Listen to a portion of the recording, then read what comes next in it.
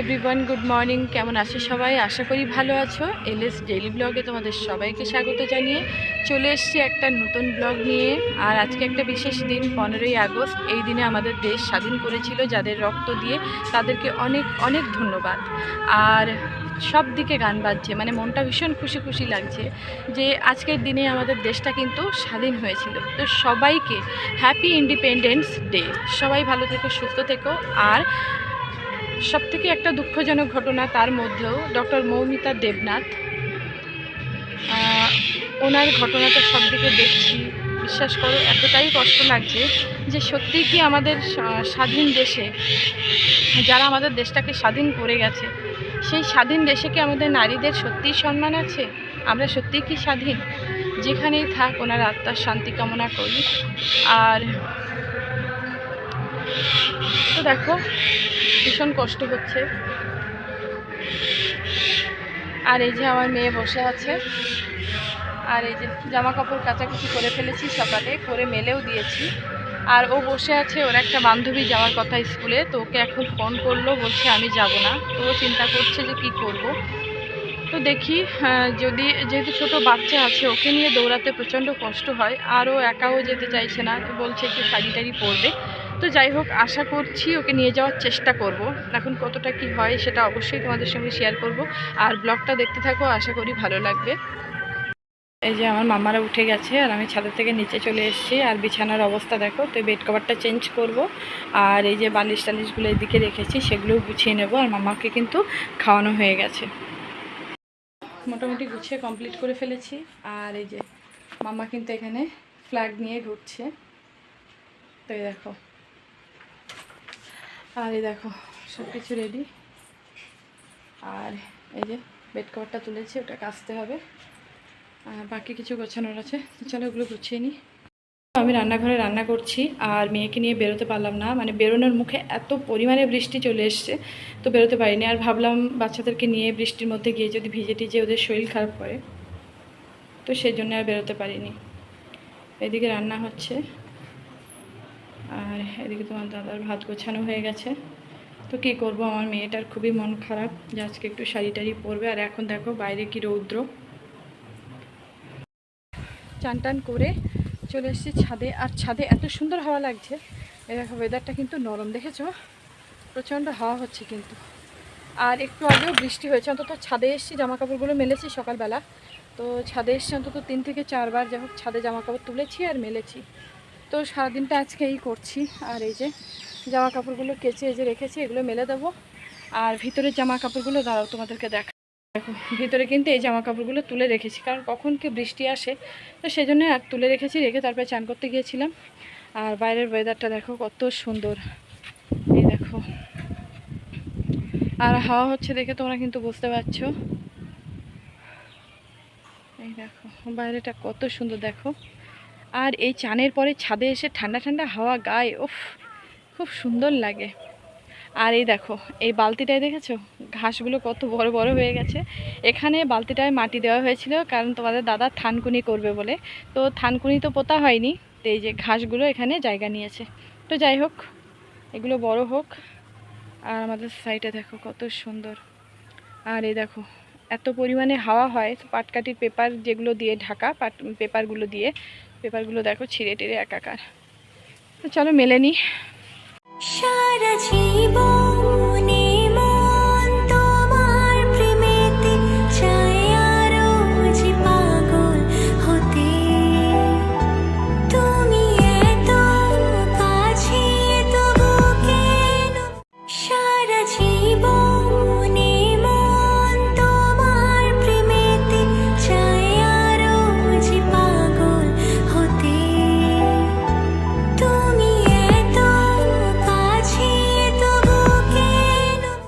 সারা জীবনে মন তোমার প্রেমেতে চায় আরো যে পাগল হতে। তুমি এত কাছে তবু কেন? আমি এদিকে ছাদে এসেছি, আর আমার সঙ্গে সঙ্গে দেখো সবাই চলে এসছে। কি হয়েছে? কোথায়?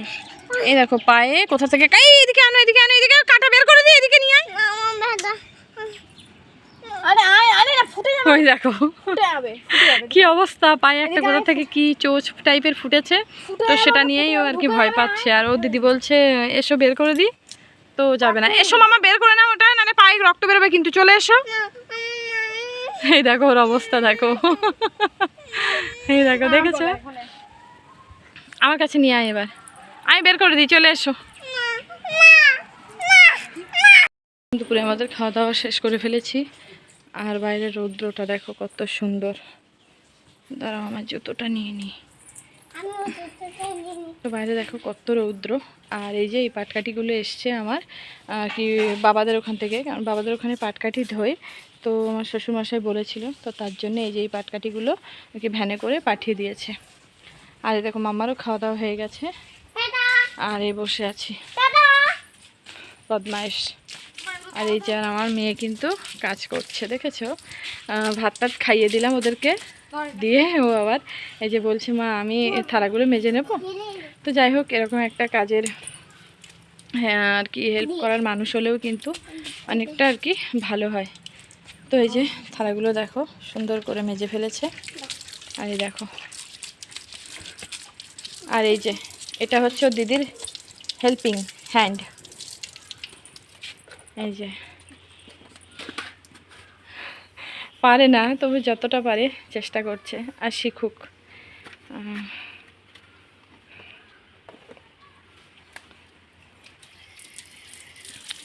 আর এই দেখো আমাদের পুকুরে দেখো, দেখতে পাচ্ছ জল কিন্তু ভর্তি হয়ে গেছে।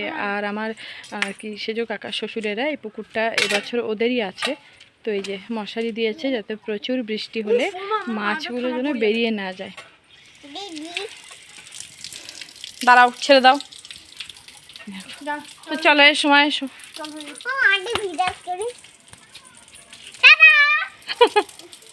বদমাইশ দূরে দাঁড়াও, আমি বলছি টাটাই, দেখ বলো টাটা বলো। হ্যাঁ দেখো দূরে গিয়ে তোমাদেরকে টাটা বলবে। আর এত বদমাইশ এত বদমাইশ, ওকে সামলাতেই মানে 3-4টে লোক হলে আমার ভালো হয়। তো যাই হোক চলো ছিলাম, আর শুয়ে হঠাৎই আর কি মেশো অ্যাপ থেকে ফোন করেছে, মানে আর কি যারা পার্সেল দিয়ে যায়, তো সেখান থেকে ফোন করেছে আমার একটা পার্সেল এসছে। এটা আমার না, এটা আমার মেয়ের। তো চলো ও ওটা আনবক্সিং করবে, তোমাদের সঙ্গে শেয়ার করছি ওর পার্সেল। আর পার্সেলটা আনবক্সিং করুক, তাহলে তোমার বুঝতে পারবে। এই যে পার্সেলটাও আনবক্সিং করছে, আর পার্সেলটা খোলার পরই বোঝা যাবে যে কী এসছে। ও ভীষণ এক্সাইটেড।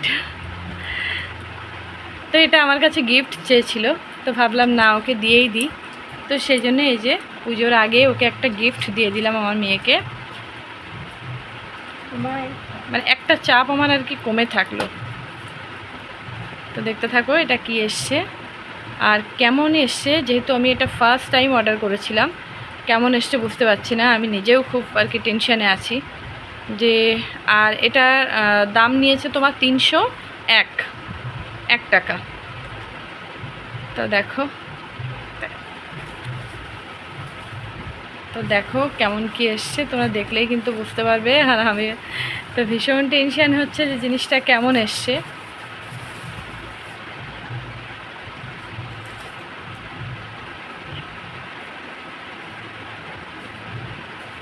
একটু সাইজ দেখে মনে হচ্ছে প্রচণ্ড বড় সাইজের, বুঝতেই পারছি না। এই দেখো,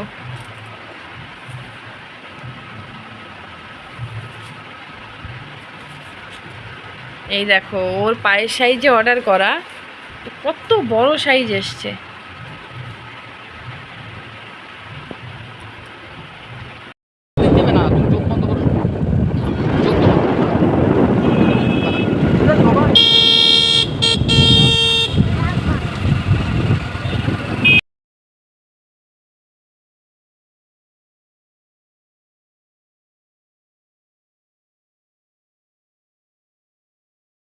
বাড়ি চলে এসেছি, আর আমরা গেছিলাম আমার মায়ের ওখানে। আমি আর মাম্মা গেছিলাম আমার মায়ের ওখানে, ওখানে ছিলাম।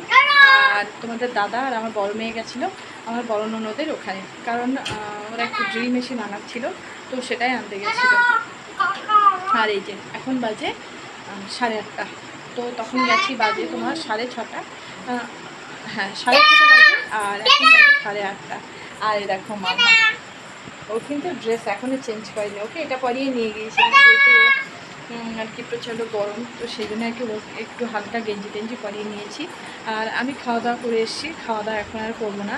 আর মা ছোটো মেয়ের জন্য আর কি চিকেন দিয়ে দিয়েছে, চিকেন দিয়েই ভাত খেয়ে নেবে। কারণ তোমরা আমি প্রতিটা ব্লগেই বলি যে আমার মামা কিন্তু প্রচণ্ড চিকেন খেতে খুবই পছন্দ করে। তো চলো, আমি চলে এসেছি রান্নাঘরে, আর বাড়ি এসে কিন্তু মাম্মাকে একটু বইও পড়িয়ে নিয়েছি। আর এদিকে দেখো ভাতটা গরম বসিয়েছি, তো ওই যে ভাতটা কিন্তু হয়েও গেছে, দেখছো ধোয়া উঠছে। তো যাই হোক, এটা গরম করে রেখে মাম্মাকে চিকেন দিয়ে খাইয়ে তারপর ওকে ঘুম পাড়িয়ে দেবো। তো চলো এটা করে নিই। মামাকে কিন্তু খাইয়ে রেডি করে ফেলেছি, আর এই যে ও এখানে শুয়ে পড়েছে। আর আমার মেয়েও কিন্তু ঘুমিয়ে পড়েছে, কারণ সারাদিন একটু শুইনি। আর আমারও খাওয়া দাওয়া তো আমি করে এসেছি, আর এখন যাবো চানে। তো ভিডিওটা আজকের মতো এই পর্যন্ত, দেখা হচ্ছে পরবর্তী ব্লগে। আর সবাই ভালো থেকো, সুস্থ থেকো। তো ভিডিওটা যদি ভালো লেগে থাকে প্লিজ লাইক কমেন্ট শেয়ার করে দিও, আর আমার চ্যানেলটাকে এগিয়ে যাওয়ার সুযোগ করে দিও। তো তোমরা আমার চ্যানেলটাকে সাবস্ক্রাইব করে দিও। তো চলো, দেখা হচ্ছে পরবর্তী ব্লগে। সবাই ভালো থেকো।